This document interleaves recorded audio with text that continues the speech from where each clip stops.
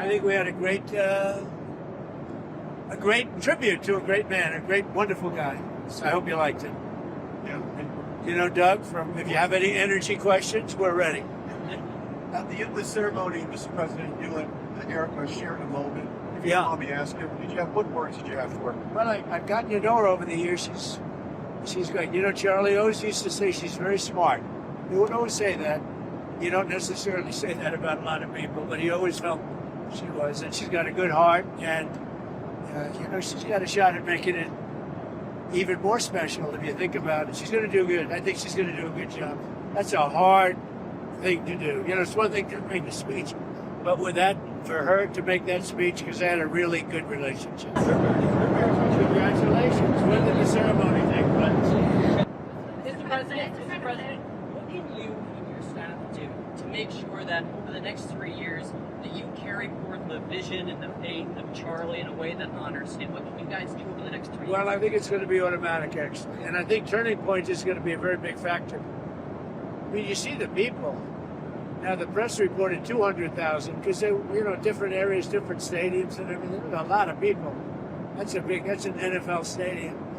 I think it's going to be automatic. I really do. I think it's automatic. They're great people. He had a good staff. They're great people. I was just wondering, because there are a number of spots in and around the White House that are named after specific people. Mr. President, everyone's saying that Charlie brought you and Elon back together. Is that true?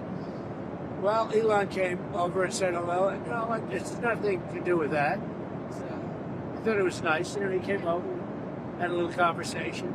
We had a very good relationship, but it was nice that he came over. Dana White was there, the great Dana White. You know, the big question is having the UFC fight as the. I know you won't accept tickets because you're with the fake news. You're not allowed to accept tickets, but we're going to have a UFC fight right at the White House. And we're going to end up probably 6,000 people in front of the White House, and then on the ellipse we're going to have 80 or 90,000. It's going to be an unbelievable event, but a lot of people are talking about it. It's a good idea. They're either in different good areas. Question. Energy, we have the right man. Go ahead. I got the experts. You've been calling on Europe to stop buying Russian oil.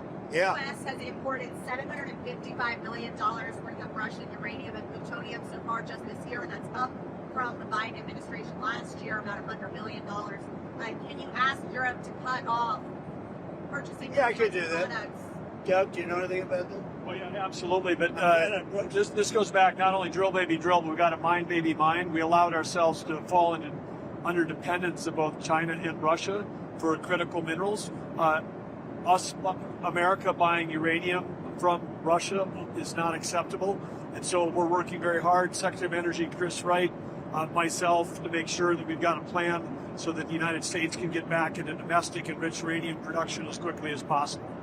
Sir, on Venezuela, you said that, quote, There are no boats in the water anymore. Yes, well, you We're said... looking for additional boats. You don't even find a fishing boat. You don't even find cruise liners anymore. There's nothing in the water near Venezuela. It's actually strange. You know what that means?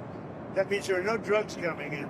You said that the price they'll pay would be incalculable if they don't take people back. I did say that. What does that mean? Well, you're going to have to figure that out.